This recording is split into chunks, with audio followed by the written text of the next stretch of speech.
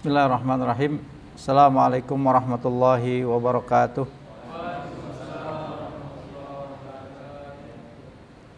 Alhamdulillahi rabbil alamin, wassalatu wassalamu ala asrafil anbiya'i wal mursalin Sayyidina wa nabiyina Muhammad wa ala alihi wa sahbihi wa man tabi'ahum bi ihsan ila yaumiddin. Summa ma ba'd. Kaum muslimin, ikhwa fillah, azani Allah wa iyyakum. Alhamdulillah kita bisa kembali bertemu di kesempatan yang berbahagia ini. Semoga Allah Subhanahu wa taala memberikan pada kita semua kebaikan dalam pertemuan-pertemuan seperti ini, dan Allah Subhanahu wa taala tambahkan ilmu yang bermanfaat pada kita semua. Ikhwa fillah, hari ini kita akan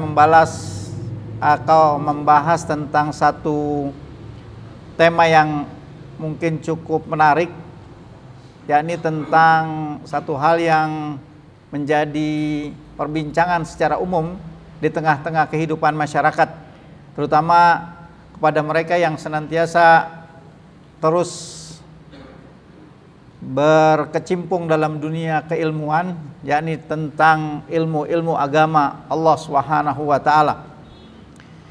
Tema kita kali ini yakni tentang siapakah Ahlus Sunnah wal Jamaah. Tentu kalimat Ahlus Sunnah wal Jamaah adalah kalimat yang ma'ruf, masyhur di tengah-tengah kehidupan kaum muslimin. Tapi kemasyhuran kalimat tersebut terkadang kurang disertai dengan pemahaman yang benar tentang makna dari kalimat tersebut atau dari kata-kata tersebut. Sebagian besar kaum muslimin mengerti atau memaknai tentang Ahlus Sunnah wal Jamaah adalah kelompok organisasi, atau sebagian ada yang mengenal Ahlus Sunnah wal Jamaah adalah jamaah pengajian tertentu, atau bahkan ada juga yang mengenal Ahlus Sunnah wal Jamaah adalah nama dari gerakan-gerakan sosial kemasyarakatan. Ya, itu yang banyak sekali berkembang di tengah kehidupan masyarakat. Tapi yang paling pertama adalah di tengah kehidupan masyarakat umum, bahwa makna Ahlus Sunnah wal Jamaah adalah nama dari sebuah organisasi, terutama di negeri kita Indonesia. Nah, untuk itu sebagai seorang muslim yang ingin menapaki jalan kebenaran, kebaikan dalam memahami agamanya, maka kita harus mengerti apa yang dimaksud dengan makna Ahlus Sunnah wal Jamaah itu sendiri. Bahkan kalau kita melihat nas-nas dalam Al-Quran dan sunnah-sunnah Rasulullah Sallallahu Alaihi Wasallam, kita dapati bahwa ini adalah penamaan dari Islam itu sendiri, bahwa Ahlus Sunnah wal Jamaah bahkan secara garis besar adalah lawan dari kata Syiah. Berarti kalau kita katakan dia lawan dari Syiah dan ini adalah Islam itu sendiri, bahwa Ahlus Sunnah adalah jalan keselamatan, bahwa Ahlus Sunnah adalah jalan kebaikan, jalan kedamaian untuk kehidupan kita di dunia dan di akhirat. Nah, jika demikian keadaannya, maka kita harus mengerti dan mungkin kita harus memberikan pemahaman yang besar di tengah-tengah kehidupan masyarakat. Kalau kita adalah seorang da'i ilallah, bahwa kita adalah para da'i di jalan Allah Subhanahu wa taala, untuk memberikan pemahaman yang cukup kepada masyarakat tentang nama yang masyhur ini, agar tidak ada kesalahan paham dalam benak-benak masyarakat tentang apa itu Ahlus Sunnah wal Jamaah. Maka kalau kita lihat nas Al-Quran dan hadis-hadis Rasulullah Sallallahu Alaihi Wasallam, bahwa makna Ahlus Sunnah wal Jamaah didasari atas satu atau ketetapan yang kita katakan sebuah ketetapan kauniyah Allah Subhanahu wa taala. Bahwa dia adalah bagian dari firqah yang disebutkan oleh Rasulullah sallallahu alaihi wasallam tentang umat ini. Maka jika kita bicara tentang siapa itu firqah Ahlus Sunnah wal Jamaah, maka kita harus melihat dari dasar pembagian yang diberikan oleh Rasulullah sallallahu alaihi wasallam yang diberitakan oleh beliau dalam hadis-hadisnya, bagaimana umat ini, bahkan bukan cuma umat ini, umat-umat sebelum kita, sebelum umat Rasulullah sallallahu alaihi wasallam yang dikatakan berpecah dengan banyak golongan. Kalau kita lihat dalam ayat Al-Qur'an, terpecahnya umat Islam menjadi beberapa firqah, menjadi beberapa golongan keagamaan, pemahaman tentang keagamaan dalam surat Al-An'am ayat ke-53, di mana ada di surat 100 ayat 153 dalam surat Al-An'am surat ke-6, di mana Allah Subhanahu wa taala berfirman, wa anna hadza sirati mustaqiman fattabi'uh wa la tattabi'us subula fatafarraqu bikum an sabilih. Dan bahwasannya yang kami perintahkan ini adalah as-siratal mustaqim, jalanku yang lurus. Makna siratal mustaqim, para ulama mengatakan adalah sebagiannya adalah al-Islam, agama ini. Maka perintahnya kata Allah, fattabi'uhu, ikutilah jalan itu, ikutilah Islam. Yang nanti kita akan bicarakan mengapa tadi dinamakan bahwa Ahlus Sunnah adalah Islam, Islam adalah Ahlus Sunnah wal Jamaah. Kemudian setelah itu Allah katakan wala tattabi'us subul, dan janganlah kalian mengikuti jalan-jalan lain. Yang jalan-jalan lain itu akan mencerai-beraikan kalian dari jalannya. Yang setiap jalan itu ditafsirkan oleh Rasulullah sallallahu alaihi wasallam ada syaitan yang menyeru kepadanya. Tentu kita tahu jika setan menyeru ke dalamnya, pasti itu adalah jalan penyelisihan atas Islam, jalan penyelewengan dari jalan Rasulullah sallallahu alaihi wasallam dan para sahabatnya. Dan inilah yang tadi Anda katakan bahwa dia adalah bagian dari sunnatullah yang kauni, yang telah Allah Subhanahu wa taala kehendaki bahwa umat ini, bahkan umat-umat sebelum kita, terpecah menjadi beberapa kelompok golongan keagamaan. Kemudian hadis-hadis Rasulullah yang juga ma'ruf dalam hadis yang disebut hadis iftiraq, hadis perpecahan umat ini, yang kalau kita bahas ini seakan-akan kita berbicara tentang perpecahan atau disangka memecah belah umat. Inilah kesalahan paham tadi yang kita harus luruskan. Bahwa ketika kita katakan ini adalah bagian yang sudah diberitakan oleh Allah dan Rasulnya, ini adalah sunnah kauniyah yang pasti terjadi, yang tidak mungkin tidak terjadi. Dan kita lihat kenyataannya telah terjadi pada kehidupan kita. Bukan kita ingin memetak-metakan umat, bukan kita ingin memecah belah umat, bukan. Tapi inilah kauniyah Allah Subhanahu wa taala yang sesuai dengan kebijaksanaan dan keadilan Allah Rabbul Alamin. Kita membicarakan ini justru untuk mengetahui mana firqah yang Allah berikan keselamatan di atasnya. Mana jalan golongan orang-orang yang Allah selamatkan. Siapa itu Ahlus Sunnah yang dijamin keselamatan oleh Allah Rabbul Alamin. Itu maksud kita, karena perintahnya tadi adalah fattabi'uhu, ikutilah jalan itu. Bahwa jalan itu yang harus kita ikuti, maka kita diperintahkan syar'inya adalah mengikuti jalan siratal mustaqim, jalan Ahlus Sunnah wal Jamaah. Siapa itu Ahlus Sunnah wal Jamaah? Jalan siapakah itu? Yang kalau dikatakan jalan itu adalah jalan siratal mustaqim, alladzina an'amta alaihim, yakni jalannya orang-orang yang Allah berikan kepada mereka kenikmatan.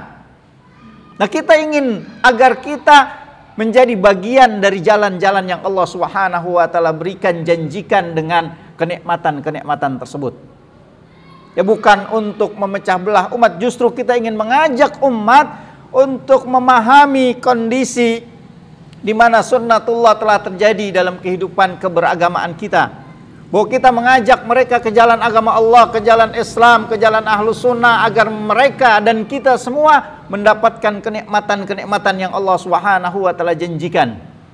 Dan kenikmatan-kenikmatan itu, ikhwah fillah, azanillahu wa iyyakum, bukan cuma akan kita dapatkan dalam kehidupan kita nanti di akhirat, tapi kehidupan baik, kebahagiaan dalam kehidupan kita di dunia ini, di alam kubur nanti, di padang mahsyar, dan sampai ke surga Allah Subhanahu wa taala. Hadis tentang perpecahan ini ada beberapa hadis, di antaranya yang diriwayatkan oleh Ibnu Majah, Ibnu Abi Asim dan Al-Lalikai. Hadisnya berbunyi, la taftariqanna ummati ala salasin wa sab'ina firqah. Bahwa sungguhnya umatku, kata Rasulullah SAW, akan berpecah menjadi 73 golongan. Nah, dikatakan umatku, karena umat Rasulullah itu ada dua. Ada ummatul dakwah wa ummatul ijabah. Ummatul dakwah adalah semua manusia setelah diutusnya Rasulullah SAW. Itulah umat Rasulullah yang hendak didakwahi oleh Rasulullah sallallahu alaihi wasallam ke jalan Islam, ke jalan Ahlus Sunnah wal Jamaah. Sedangkan ummatul ijabah adalah umat yang menerima dakwah beliau, beriman kepada kerisalahan Nabi kita Muhammad sallallahu alaihi wasallam. Dan kata para ulama, makna umatku di sini adalah ummatul ijabah. Umat yang menerima dakwah Rasulullah sallallahu alaihi wasallam, yang beriman kepada Rasulullah sallallahu alaihi wasallam. Kaum muslimin, yang kalau kita sekarang sebut bahwa kita adalah kaum muslimin, orang-orang yang beriman, percaya kepada Allah, Rasulullah sallallahu alaihi wasallam, dan konsekuensi keimanan. Itu yang pertama, ya. Jadi umat ini terpecah menjadi 73 golongan. Dan beliau teruskan hadisnya, wahidatun fil jannah, jelas, satu golongan di dalam jannah, wasintani wasab'una finnar, 72 golongan di dalam neraka. Qila, ketika dikatakan kepada beliau, ya Rasulullah, manhum, siapa mereka ya Rasulullah, orang-orang yang mendapatkan keselamatan itu? Siapa firqah yang mendapatkan keselamatan itu ya Rasulullah? Qala, maka beliau berkata, al-jamaah. Ya, dikatakan al-jamaah. Nanti kita lihat apa makna jamaah. Jadi karena makna tadi katakan siapa itu Ahlus Sunnah wal Jamaah secara lengkap. Ya. Ini yang pertama hadisnya. Yang kedua, hadis yang diriwayatkan oleh Imam At-Tirmidzi, Hakim dan Al-Lalikai, di mana Rasulullah sallallahu alaihi wasallam mengatakan, wa inna bani Israil tafarraqat ala sintani wa sab'ina millah. Sungguhnya Bani Israel terpecah menjadi 72 kelompok keagamaan. Wa sataftariqu ummati ala salasin wa sab'ina millah. Dan umatku, kata Rasulullah, akan terpecah menjadi 73 golongan. Kulluha finnar illa wahidah. Seluruhnya ada di dalam neraka kecuali satu kelompok, satu firqah. Jadi ahlu sunnah pun firqah. Ya, karena sudah dikatakan oleh Rasulullah semuanya firqah, kelompok. Terpecah menjadi beberapa kelompok, 72, 73 kelompok. Qalu, para sahabat bertanya, man hiya ya Rasulullah, siapa dia ya Rasulullah? Qala man kana ala ma ana alaihi wa ashabi. Yani orang-orang yang mengikutiku dan mengikuti para sahabatku. Ya, jelas ini hadisnya. Jadi kalau kita katakan bahwa umat ini sudah terpecah belah, maka tidak ada lagi bahwa mengatakan semuanya akan selamat, tidak. Karena ini sunnah kauniyah yang terjadi kepada kita semua, yang hikmahnya hanya Allah yang tahu. Tapi syar'inya, perintahnya adalah bagaimana kita bersatu di atas ahlu sunnah tersebut, di atas satu jalan yang dikatakan jalan keselamatan, jalan yang Allah berikan kenikmatan atas mereka. Dalam tafsir lain dikatakan jalannya para nabi, siddiqin, syuhada, wassalihin. Jalannya para nabi, para siddiqin, syuhada dan salihin. Ini yang mendapatkan kenikmatan. Inilah jalan ahlu sunnah. Maka dari sini ya kita bisa lihat ya dari hadis ayat tadi, hadis-hadis Rasulullah SAW ketika ini menyatakan bahwa kelompok perpecahan ini adalah sunnatullah yang harus kita terima, dan syar'inya kita harus berpegang teguh kepada jejak Nabi sallallahu alaihi wasallam dan para sahabatnya. Maka itu dikatakan ahlu sunnah wa ahlul jamaah, atau ahlu sunnah wal jamaah, atau kita sering menyingkat ahlu sunnah. Maka ketika dikatakan itu, ini ada nama syariat. Nah, ini yang tadi kita katakan di awal. Ini nama syariat yang Allah pilihkan untuk kita semua. Kalau kita berkaitan dengan orang lain atau orang-orang yang tidak memeluk Islam, orang yang tidak percaya kepada dakwah Rasulullah SAW, kita katakan kita orang-orang Muslim. Tapi ketika kita berhadapan dengan orang-orang yang tadi dikatakan oleh Rasulullah dalam hadis-hadisnya itu, maka apa penyebutannya sementara orang-orang yang menyimpang dari manhaj ahlus sunnah wal jamaah belum sampai derajatnya kepada kekufuran. Jadi harus dipahami. Jadi perpecahan tadi yang 73 masih dalam kerangka keislaman karena dia dari ummatul ijabah, yang penyelewengannya tidak sampai kepada derajat kekufuran. Masuk dalam kategori 72 tadi, yang kulluha finnar illa wahida. Ini perlu dipahami demikian. Jadi dia kaum muslimin yang tidak sampai derajatnya kekufuran, lalu menamakan dirinya, lalu siapa itu? Kenapa disebut ahlu sunnah tadi dikatakan? Karena berdasarkan nas-nas hadis-hadis Rasulullah tadi, maka karena kita belum sampai pada derajat orang-orang yang menyelisih manhaj Islam yang benar itu, yang dipahami oleh Rasulullah dan para sahabatnya, meniti jalan Allah, jalan Rasulnya dan para sahabatnya, maka nama itulah yang dipilih ahlus sunnah wal jamaah berdasarkan hadis tadi, dan karena penyelewengan yang terjadi pada kelompok-kelompok yang tidak menyandarkan diri kepada Rasulullah dan para sahabatnya, tidak sampai kepada derajat kekufuran. Jadi kita disebut ahlu sunnah dari kelompok-kelompok atau firqah-firqah lain yang dalam pokok-pokok dasar agamanya tidak meniti jalan Rasulullah dan para sahabatnya. Itu secara umum. Nanti kita harus juga bedah bagaimana firqah-firqah itu, apa dasar-dasar atau apa dibangun di atas apa manhaj yang kata metode beragama yang dikatakan tadi mereka ada di dalam nar. Dan poin lain yang juga diperhatikan dalam hadis tadi ya, bahwa yang dijamin dengan keselamatan oleh Rasulullah sallallahu alaihi wasallam satu kelompok itu bukan individu masing-masing. Atau kalau kita mau globalkan sebelumnya adalah bahwa ahlu sunnah itu orang-orang yang meniti jalan Rasulullah dan para sahabatnya tadi, maka itu ahlu sunnah adalah nama syar'i, nama agama ini, nama selain Islam, karena pemeluk Islam sudah banyak yang menyelisih jalan Rasulullah sallallahu alaihi wasallam dan para sahabatnya. Maka itu ketika kita meniti jalan Islam ini, kita harus perhatikan dengan baik. Maka tadi bahwa penyimpangan yang terjadi pada kelompok-kelompok yang menyelisih Rasulullah dan para sahabatnya tidak sampai kepada derajat kekufuran.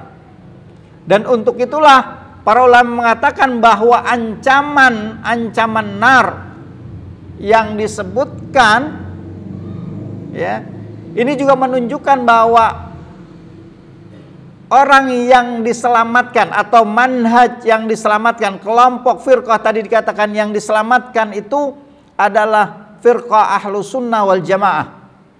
Firqah atau dalam bahasa lain dikatakan al-firqatun najiyah, kelompok yang diselamatkan, namanya adalah ahlus sunnah wal jamaah. Dan tidak ada nama lain yang diberikan oleh syariat kepada orang-orang yang meniti jalan Rasulullah dan para sahabatnya kecuali manhaj ahlus sunnah wal jamaah. Ini juga poin yang juga sekarang ramai ya, orang menisbatkan keselamatan itu kepada selain nama yang disebutkan oleh Rasulullah sallallahu alaihi wasallam. Kemudian selanjutnya yang juga kita pahami dari kalimat tadi, hadis-hadis Rasulullah sallallahu alaihi wasallam tadi adalah bagaimana bahwa ancaman yang Allah berikan kepada kelompok-kelompok yang menyimpang dari jalan Rasulullah dan para sahabatnya itu bukanlah ancaman kekekalan dalam neraka. Ya, karena dia masih bagian Islam. Ya, jika tidak sampai kepada derajat kekufuran dan kesyirikan, maka manhaj ahlus sunnah mengatakan bahwa dia akan diangkat oleh Allah Subhanahu wa taala menuju surga Allah. Nah, ini juga poin. Jadi jangan kalau kita berselisih dengan orang yang menyelisih manhaj ahlus sunnah itu sampai kepada sudah takyin seakan-akan dia penduduk neraka yang akan kekal selama-lamanya, gitu ya. Dan itu juga kadang-kadang juga berlebihan dalam rangka takyin per orang, bukan lagi metode beragamanya, pemahaman keagamaannya, tapi langsung kepada orang-orang tertentu. Nah, ini juga yang banyak merebak saat ini.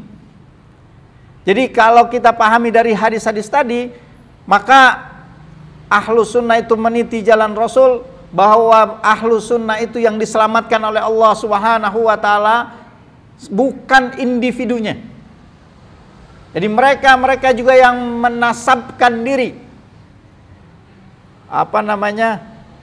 mentabani dengan nilai-nilai yang diajarkan oleh Rasulullah sallallahu alaihi wasallam dan mengikuti para sahabat Rasulullah. Jangan merasa mentazkiyah diri pribadi masing-masing. Ingat, ya, bahwa ini tazkiyah untuk firqahnya, bukan orang per orang. Kalau orang per orang memungkinkan sekali bahwa mereka juga terjebak dalam satu dosa besar, dan dosa besar itu menyebabkan ia masuk neraka terlebih dahulu. Karena yang dikatakan adalah bahwa mereka diselamatkan adalah mereka yang nanti yang dikatakan bahwa mereka orang-orang yang tidak masuk neraka sebelum memasuki surga. Itu secara umum yang tadi katakan tentang hadis Rasulullah sallallahu alaihi wasallam, ya, bahwa kullu finnar illa wahidah tadi. Jadi mereka yang masuk surga langsung tanpa melalui neraka. Sedangkan ancaman untuk orang-orang yang menyimpang secara global adalah mereka akan disiksa dulu karena penyelisihan mereka terhadap jalan Rasulullah SAW dan para sahabatnya. Tapi secara orang per orang tadi, kembali kepada manhaj ahlus sunnah yang mengatakan mungkin saja Allah mengampuninya dan langsung masuk surga. Ini juga poin bagian dari pemahaman dari hadis tadi yang perlu kita pahami dengan baik. Jadi agar jangan merasa kalau kita sudah menasabkan diri kepada ahlus sunnah, pribadi kita seakan-akan nggak akan ada masalah. Seakan-akan menjadi orang yang pasti selamat karena kita sudah mengatakan bahwa saya ahlus sunnah. Ya, ini juga sesuatu hal yang berlebihan karena tidak ada jaminan pribadi-pribadi kita. Siapapun kecuali yang disebutkan secara jelas nasnya oleh Rasulullah sallallahu alaihi wasallam. seperti 10 orang yang diberikan kabar gembira masuk jannah oleh Allah. Disebutkan nama-nama mereka. Abu Bakar fil jannah, Umar fil jannah, dan terus yang disebutkan. Itu baru jelas pribadinya. Selain yang tidak dijelaskan secara jelas oleh nas, secara sharih gamblang, maka tidak boleh siapapun merasa dia paling akan selamat, ya. Tapi kalau mereka menasabkan diri ke manhaj Ahlus Sunnah, wajib, harus. Karena inilah manhaj keselamatan. Karena inilah yang akan memberikan kepada kita jaminan kalau kita kuat, teguh, kokoh, dan kita mengharap menjauhi dosa-dosa besar, pasti Allah akan memberikan keselamatan. Gitu. Itu keyakinannya demikian. Jadi jangan merasa, saya mau sudah Ahlus Sunnah, insya Allah gitu ya. Akhirnya menjadi lalai dengan banyak perbuatan baik dan meremehkan perbuatan atau dosa-dosa besar. Nauzubillah min dzalik. Itu konsepnya secara umum gitu. Lalu bagaimana yang paling penting bagi kita adalah bagaimana kita harus meniti jalan Ahlus Sunnah. Kalau dikatakan dia adalah jalan Rasulullah Sallallahu Alaihi Wasallam dan para sahabatnya, apa yang paling besar yang seharusnya ada pada manhaj tersebut, ini juga harus diperhatikan dengan baik. Dan ketika kita sudah menasabkan diri kita kepada mereka, maka kita mengikuti mereka dalam hal-hal apa? Yang paling besar adalah beberapa poin yang memang banyak rinciannya secara umum, tapi yang paling besar adalah yang pertama, mereka orang-orang yang mentauhidkan Allah Subhanahu wa taala dalam hak-hak Allah keseluruhannya, baik hak rububiyahnya, hak uluhiyahnya ataupun asma wa sifatnya. Tidak melakukan kesyirikan-kesyirikan, dosa yang dapat menyebabkan batallah keimanannya kepada Allah Subhanahu wa taala. Baik ucapan maupun keyakinan hati maupun amalan-amalan yang disepakati oleh para ulama dapat menyebabkan ia terjatuh ke dalam kekufuran atau kesyirikan. Ini manhaj Ahlus Sunnah wal Jamaah yang paling besar. Karena kesyirikan tidak akan mendapatkan ampunan dari Allah Subhanahu wa taala, secara jelas Allah sebutkan. Sungguhnya Allah mengampuni semua dosa kecuali kesyirikan yang tidak akan diampuni oleh Allah Subhanahu wa taala. Kekufuran kepada Allah Subhanahu wa taala tidak akan diampuni oleh Allah. Nah, ini yang harus kita jaga pertama. Kalau kita mengatakan diri kita Ahlus Sunnah wal Jamaah, jangan berbuat kesyirikan. Ya tentu kalau kita katakan kita nggak akan sholat, ruku, sujud, iya. Mungkin itu bisa banyak kita laksanakan. Tapi berapa banyak ada perbuatan-perbuatan yang itu adalah sebuah kesyirikan, kekufuran, masih banyak dilakukan oleh orang-orang yang menasabkan dirinya kepada manhaj Ahlus Sunnah wal Jamaah ini. Ini poin penting. Ya, seperti tadi, ya, kalau kita lihat sekarang marak di tengah-tengah kehidupan masyarakat kita itu, mereka datang ke orang-orang pintar, percaya bahwa mereka bisa merubah nasib yang mereka dalami saat yang mereka alami hari ini, tentang jodoh, tentang rezeki, tentang pengaturan alam semesta ini, hujan atau tidak hujan, bencana atau tidak bencana. Berapa banyak masyarakat ini yang menggantungkan harapannya kepada orang atau bahkan makhluk-makhluk lain, yang padahal itu adalah kepunyaan hak dari Allah Subhanahu wa taala semata, yang tidak boleh sedikit pun kita sekutukan Allah, karena Allah esa dalam segala halnya, dalam rububiyahnya, dalam asma sifatnya, dalam uluhiyahnya. Menyembelih kepada selain Allah untuk keamanan, agar gunungnya tidak meletus, agar lautnya tidak pasang naik dengan tsunami, atau dimanapun dia tidak terasakan bencana-bencana yang besar dalam dirinya, dia gantungkan kepada penyembelihan untuk makhluk-makhluk halus.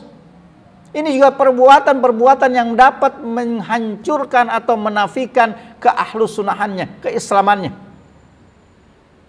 Ini terjadi juga di masyarakat kita, dan inilah yang tadi kita katakan, kalau kita pahami ini dan kita bisa mendakwahkan, menyebarkannya, inilah kewajiban-kewajiban yang besar buat kita semua. Dan ini masih marak di tengah-tengah kehidupan kita.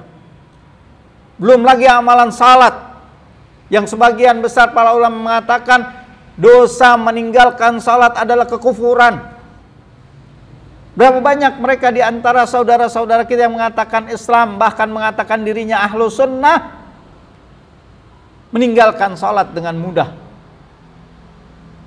melalaikan kewajiban yang sangat besar ini. Itu juga terjadi ya, di tengah-tengah kehidupan kita. Bahkan masih juga kita lihat ada di antara kerabat-kerabat dan saudara-saudara jauh kita masih melaksanakan itu.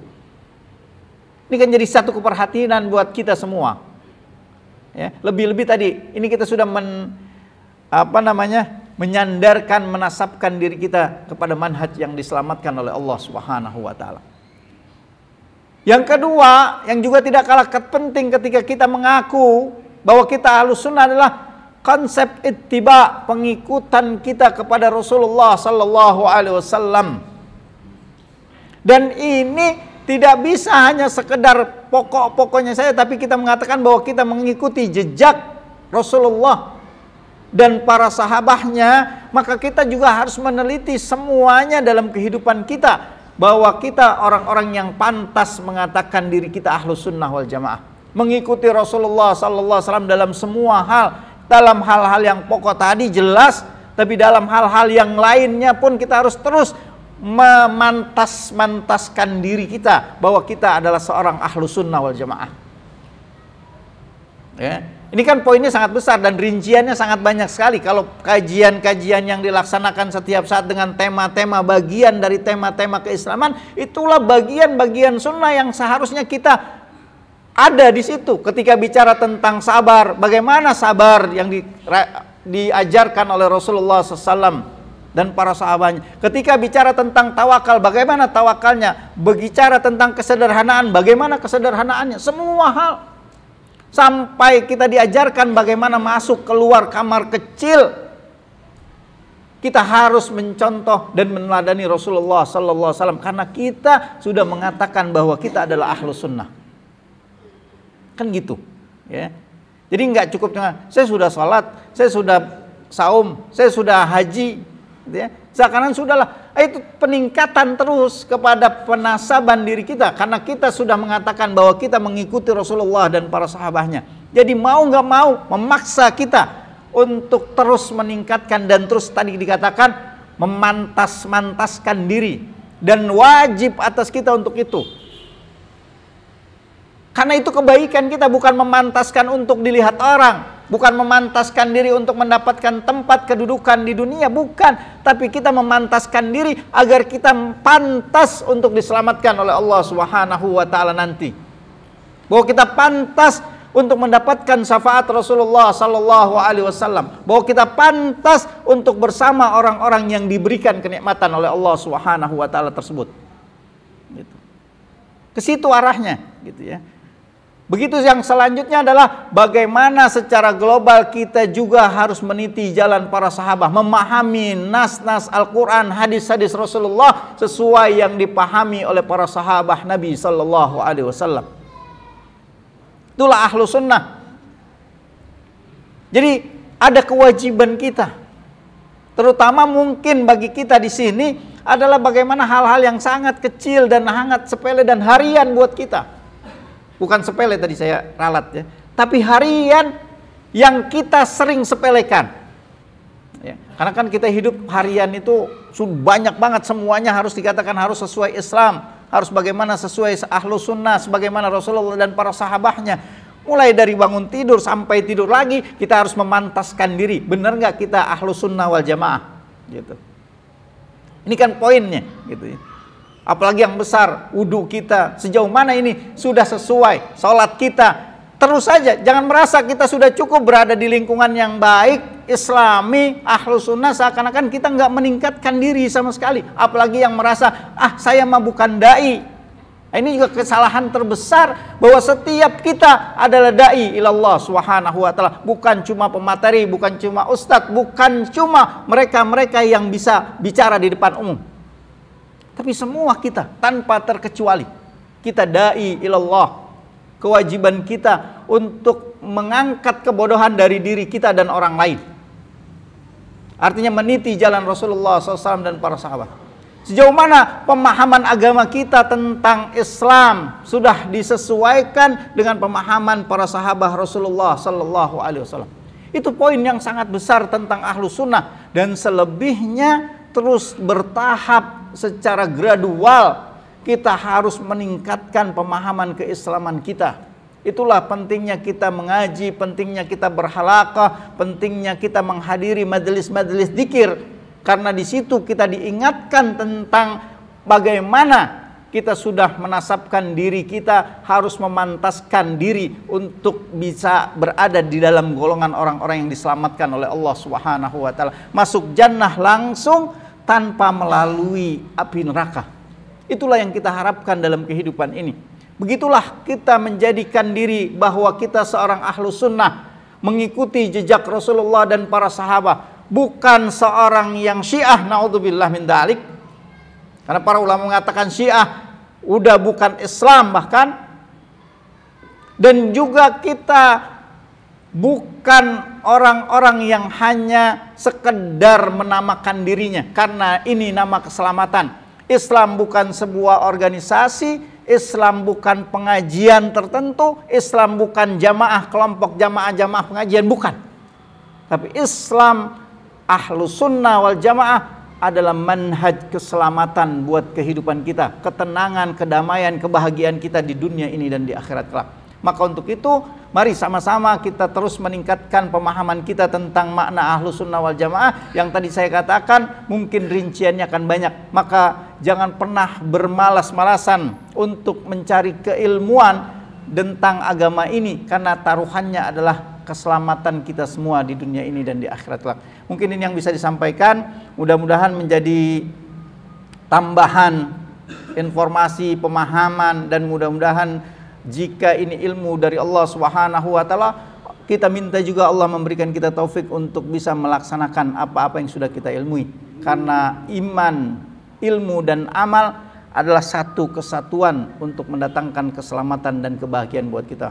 Subhanakallahumma bihamdika asyhadu an la ilaha illa anta astaghfiruka wa atubu ilaik. Assalamualaikum warahmatullahi wabarakatuh.